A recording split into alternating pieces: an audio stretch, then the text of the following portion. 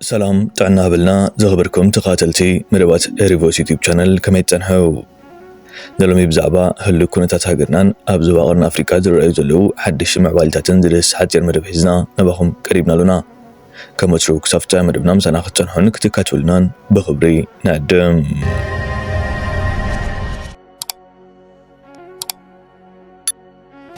مليون % رقتين يعني إثيوبيا تزكتا تنور ما نفلقه ما نفلقه نحن 130 مليون هنا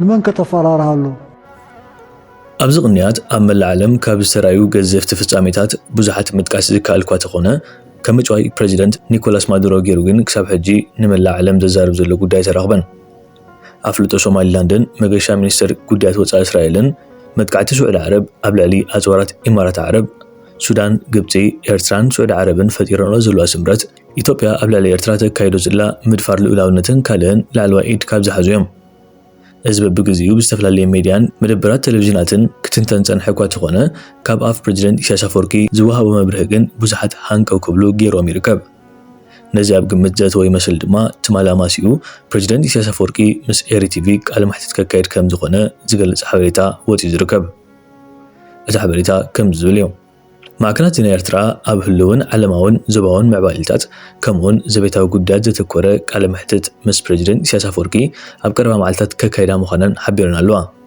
أبز قال محت زي إثيوبيان إرتران أتينو زلوا كركرن أب قداي سوماليلاند استفتمه أفلوتو مهاب لولاونت سوماليا متحسن أب سالستي مس بريزيدنت فنزويلا بحالتات أمريكا استفتمه علمات زخون نو تكبار زتحاز كخون كم زخلقن مقماتو قليليوم زخون غينو أبز حلفة وان بريزيدنت إساياس أفوركي قال محتت أبز كايدل زنبرة غزي زتفترة قداي أب بزحت كتع فتير منبارو زرسا يكونن እቲ ጉዳይ ንውሽጣዊ ጉዳያት ሃገርና ከይዳህሰሰ ናብ ካልእ እዋን ምስጋሩ ኣብ ብዙሓት ቅሬታ ስዒብዮ ኣብዚ ናይ ሕጂ ቃል ማሕተት ፕሬዚደንት ኢሳያስ ኣፈወርቂ ቀዳምነት ነታ ውሽጢ ሃገር ዘሎ ህሉ ኩነታት ዝካየድ ዘሎ ምዕባልታት ወይ ዝተሓንፀፁ መደባት ኮታስ ናይ ውሽጢ ሃገር ጉዳያት ኣቐዲሙ መብርሂ ክህበሎም እዩ ብዙሓት ተፅቢት ዝገብሩ ብፍላይ ብዛዕባ ምብርባር ወደባትን ምፍጣር ስራሕን ምሕዳስን ምልማዕን ትሕተ ቅርፂ ዝርግሐ ማሕበራዊ ኣገልግሎትን መሳለጥያን مجمر دويلو صنح هنصت ابايتن كالن كابتوم سفيح مبري كوابلهم اب زرزر تقميطوم زلو غداتيوم بغالو غداي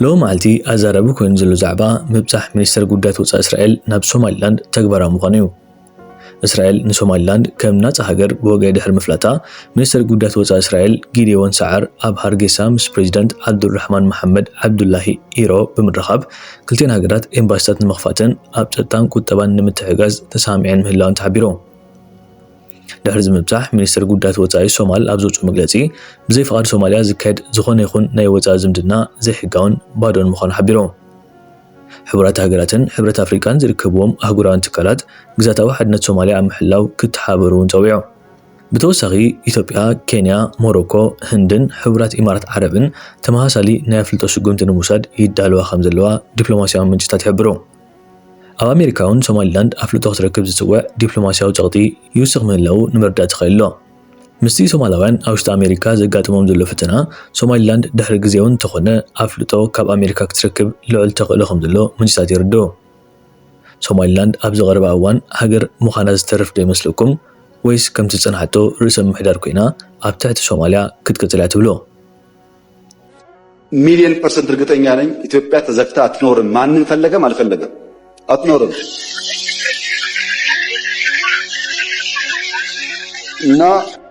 ለብዙ ሀገራት በተናጠል ተናገር ያለው ምክር ቤት መስዋዕት ከፈለገ ግን ለአሜሪካ፣ ለቻይና፣ ለራሻ፣ ለአውሮፓ፣ ለአፍሪካ አሁን በተከበረው ምክር ቤት መግለጽ ፈልገው ነገር የኢትዮጵያ የቀይ ባህር አክሰስ ጉዳይ አይቀሬ ስለሆነ ቅድሚያ የሚሰጠው ሰላምና ንግግር ስለሆነ እባካችሁን ሸምግሉንና መፍትሄ አምጡልን። ይሄው ጥያቄያችን ነው። አሁን ሸመግላችኋለን ሰላም ያስፈልጋል ይያሉ ማዘናጋት ከሆነ ግን ብዙ መሄድ አይመስለኝም። ጉዳዩ አይመስለኝም።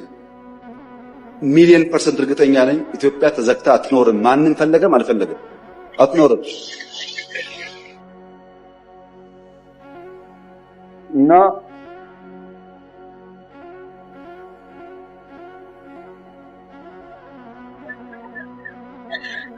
አንደኛው ችግር ትርክት ነው። ማይገባቸውን ህግ ማይፈቅድላቸውን እንደዚህ የሚያደርግላቸውን ጠየቁ። የትኛው ህግ ከወሰደው በኋላ ነው የጠየቅነው? ትርክቱ መፈተሽ ያስፈልጋል። ሁለተኛው ኢትዮጵያ ካደገች ብሎ የሚሰጉ ሰዎች ደግሞ አሉ። ሀገራት ኢትዮጵያ ኦልሬዲ ትልቅ ናት እኮ። የት ነው የምታድገው? በአፍሪካ ሁለተኛው ትልቁ ፖፑሌሽን እኮ ናት። በዓለም እኮ 10ኛዋ ናት። ትልቅ ናት። በነገራችን ላይ በየዓመቱ ኢትዮጵያ 3 ሚሊዮን ሰው ገደማ ትጨምራለች። በየዓመቱ አንዳንድ ኤርትራ ትጨምራለች። በየዓመቱ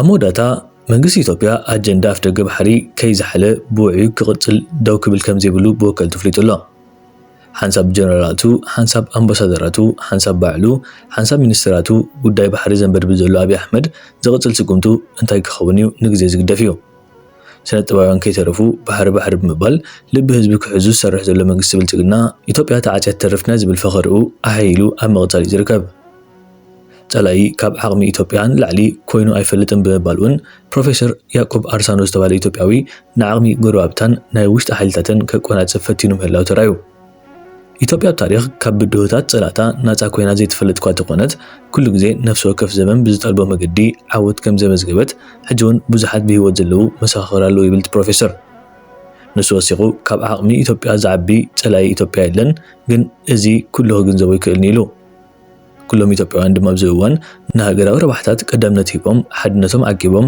ሃገር ንምህናጽ ብሓባር ምስራሕ ክቕጽሉ ከም ዘለዎም ይመዓድ እዚ መደብ እዚ ድሕሪ ምዝርግሑ ብዙሓት ነዚ ሓሳብ ሰምዑ ፖለቲከኛታት ድማ ፕሮፌሰር ኢትዮጵያ ልዕሊ ዓቕሚ ጸላእታ ኮይና ኣይትፈልጥን ክትብል ዲኻ ኢትዮጵያ ተሳዒራ ኣይትፈልጥን ተንበርኪኽና ኣይንፈልጥን ንናይ ባዕዳ ሓይሊ ንጥልያን ኣባሪርና ሎሚ ንግዛሉ ምኽንያት የለን ዝብል ሃለውለው ኣብ ዘብፅሓኩም የብሉን ደርጊ ንኔት ሃገር ድዩ ዝመርሕ ነይሩ ሃገር ገዲፉ ዝሃደመ መራሒ ከለኩምዚ ኢትዮጵያ ተሳዒራ ኣይትፈልጥን ወላ ጸላእታ ትሕቲ ዓቕማዮም ኣይትውልና ምባል ግብረ መልሲ ክህቡ ይስምዑ ኣለዉ ንሕና 130 ሚልዮን ኢና ንምንታይ ንመን ከተፈራርሃሉ ድሮናት ኣምፂና ኣለና ድሮናት ኣምፂኻ ከይድካ እንቁር ተብል ነዚ ትዕኑ ነዚ ትቐትል ኣብ መወዳእታ ከዓ ኩሉ ነገር ክትውድኦ ትኽእል ኢኻ ካብዚ ዝኸፍዕ ሸልነት ኣሎ ሚሳይላት ኣለና 3500 ኪሎ ሜትር ዝኸይድ ሚሳይላት ኣለና ታንክታት ኣለና መዳፍዕ ኣምፂና ኣለና ዝን ገይርና መዓልቲ ዝጓረድ ዘሎ ካብ ዓይኒ ሰብ ተሰወረ ኣይኮነን ነዚ ከምዚ ንሒዝና ብዓሰብ ክንሕዝ ኢና በዚ ተጠዊና ብጋሽ ባርካ ከምዚ ክንገብር ኢና ብሱዳን ኣቲና ከምዚ ንገብር ኢና ኣእምሮ ዘለዎ ሰብ ከምዚ ክሓስብ ይኽእል ናይ ብሓቂ ዕሸላዊ ዕንደራ እዩ መድፋዕ ኣምፂኻ ድሮናት ኣምፂኻ ነፈርቲ ምፂኻ ኣንቁር ኣቢልካ ነዚ ኣብ ሓፂር ግዜ ብማዕበላዊ መጥቃዕትታት ከብል ኣብ ካልእ ማኣዲ ተዓዲምካ ተዛረብካ ሓሸካ ጥራይ ትብል ኣብ ከምዚ መሰለ እዋን ኣሎ ድዩ የለን እዩ ክንደይ ድሮናት እየን ዘለዋ ኣበይ ተቐሚጠን ዘለዋ ክንደይ ነፈርቲ እየን ዘለዋ ኣበይ ተቐሚጠን ኣለዋ ክንደይ ቦምባታት መፂለን ኣትለን ክንደይ መዳፍዕ ኣለዋ ኣበይ ተዘርጊሑ ኣሎ ኣብ ሳምረ እንታይ ኣሎ ኣብ ካልእ ከባቢታት እንታይ ኣሎ ናበይ ዝኸይድ ዘሎ ፀወታ ናይ ቆልዑ እዩ በዚ ሎጂአይኤስ ካርታ ኣለና ንሪኦ ኣለና ነብል ኣለና ንከታተሎ ኣለና ፅባሕ ንጎ ብሳተላይታት እውን ብዘይ ሳተላይታት ብድሮናት ጌርና እናንቆርና ንጥመት ታርጌታት ክንውድእ ኢና ደጋጊመ ዝብሎ እዚ ዕሸላዊ ዕንደራ እዩ እዚ ድሮናት እዚ ኣበይ መፂ ክወቅዕ ናይ ታርጌታት ይኽዕኑ መረብ ነፈርቲ እንተልዮም ኮይነ መፅአን ናይ ክወቕዓ 130 ሚልዮን ዝኣክል ህዝቢ እንድሕር ኣሎ ኮይኑ እሞ ምስ ናይ ኤርትራ ነፃፂርካ ሰማይን ምድርን እዩ ስለዚ ብማዕበላዊ መጥቃዕትታት ጥሒና ከምዚ ክንገብርና እንዳሒሉካ እዚ ኩሉ ዓመታት ዝሓለፍናዮ 3 መዋዕል ዝሓለፍናዮ ፈቲና ዝኣተናዮ ኩናት የለን ድሕሪ ሕጂ ፈቲና ንኣትዎ ኩናት ኢና ተገዲድና ንኣትዎ ኩናት ድሕሪ መፅኡ ግን ንገጥመሉ እዚ ሰብኣይ ዝብሎ ዘሎ ድማ ንስማዖ ህወሓትን ሻዕብያን ቅድሚ ኩናት ይዘራረቡ ነይሮም እዮም ከምኡ ስለ ዝኾነ ድማ እዮም ቀዳማይ ሚኒስተር መለስ ዜናዊ ኣታሊልና እዩ ብናፃ ወደብ ክንጥቀመሉ ኢና ዝኾነ ፀገም ኣይመፅን ኢሉ እዩ ዓሰብ ንኤርትራ ሂብዋ ኣፍንጫ ኣስመራ ምስ በጻሕና መለስ ተመለሱ ኢሉ ሸዊድና ብምባል በዓል ጀነራል ጻድቃንን መሳርሕቶን ጣዕሳ ከም ዝስምዖምን ነቲ ወደብ ናብ ኢትዮጵያ ክመልስዎ አይዘጋባትም እኛ አሳልፈን ባንሰጥ የሚል እነ ጻድቃን ቁጭት ነበራቸው። ዛሬ አይደለም ቁጭታቸው፣ እዛኑ ጊዜ ከዛ በፊት ከጦርነቱ በፊት ውስጥ ለውስጥ ይነጋገሩ ነበር።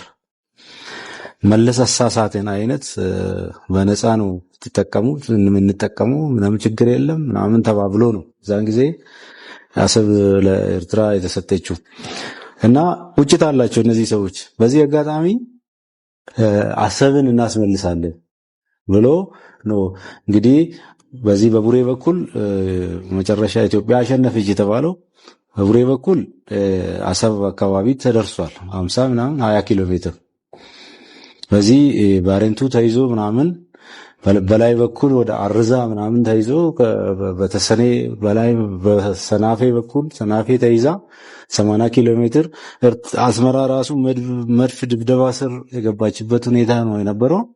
ተመለሱ አለ መለስ። ተመለሱ ሲባል በእነሱ መካከል ቅሬታ ተፈጠረ። ወታደራዊ ኮማንድ አልነበረም፣ ብቻቸውን አቶ መለስ ብቻቸውን ያስወስኑ ነበር። ያኔ የደህንነት ኮሚቴ ይባላል ካውንስሉን የሚመራው መለስ ነው። የጦር ኃይሎች ጠቅላይ አዛዥ መለስ ነው።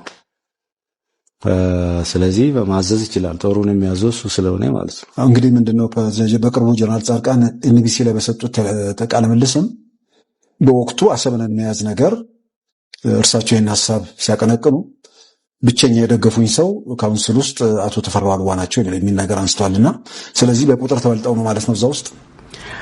አዎ ካውንስሉ ከመለስ የሚወጣ አይመስለኝም። ካውንስሉ ውስጥ ስዬም ነበር መሰለኝ። ጻድቃን እንደውም የካውንስሉ አባል አይመስለኝም። እሱ የጦር አዛዥ ነው በቀጥታ ቺፍ ኦፍ ስታፍ ነበረ። ቺፍ ኦፍ ስታፉን የሚመራው ካውንስሉ የውሳኔ አካል ነው እንጂ ጦሩን የሚመራ አጠቃላይ ጦርነቱን የሚመራው ቺፍ ኦፍ ስታፉ ነው። ቺፍ ኦፍ ስታፉን ደግሞ የሚያዘው የጦር ጠቅላይ ጦር ኃይሎች አዛዥ ነው አቶ መለስ ናቸው። ስለዚህ አቶ መለስ ምንድነው የፈለጉት? ድሮም ጦርነቱን አልፈለጉትም። አይ አንዋጋም በድርድር እንጨርሳለን ብሎ በኢህአዴግ እኮ በስራ አስፈጻሚ ኮሚቴ በእጅ ነው ተወስኖ ወደ ጦርነቱ በድምጽ ተሸንፎ ነው የገባው። እሳቸውና ዶክተር ካሱ ይላላ ብቻ ናቸው እጅ ያወጡት። ከዛ ምንድነው እዛኑ ቀን ነው በአቶ መለስ ላይ ጥርሳቸውን የነከሱት የህወሓት ሰዎች። ምክንያቱም እሱ ድሮም ኤርትራዊ ነው። እንግዲህ እናታቸው የመጣችው ከአድኳላ ነው ኤርትራ ውስጥ ማለት ነው። እና የኤርትራ ልጆች የመለስ አጎቶቹ ናቸው ማለት ነው። አጎቶቹን ልዋጋ አልፈለገም። መለስ ነው ጦርነቱን ያበላሸው ብሎ እነዛ መለስን ለማስመታት የሞከሩበት ሁኔታ ነው የነበረው። የመጨረሻ ውጊያ የተደረገው እንግዲህ በዛ ላይም በሁለቱ አለመግባባት አሻጥሮች ነበሩ። ሄዶ በግልጽ ከባድሜ መልስ ወደ መለስ የሚል መፈክር ነበራቸው። አስታውሳለሁ። በአደባባይ ይባል ነበር። በአደባባይ በጋዜጦች ላይ ይባል ነበር። ከባድሜ መልስ ወደ መለስ እንደተባለ ያው ሞክረዋል።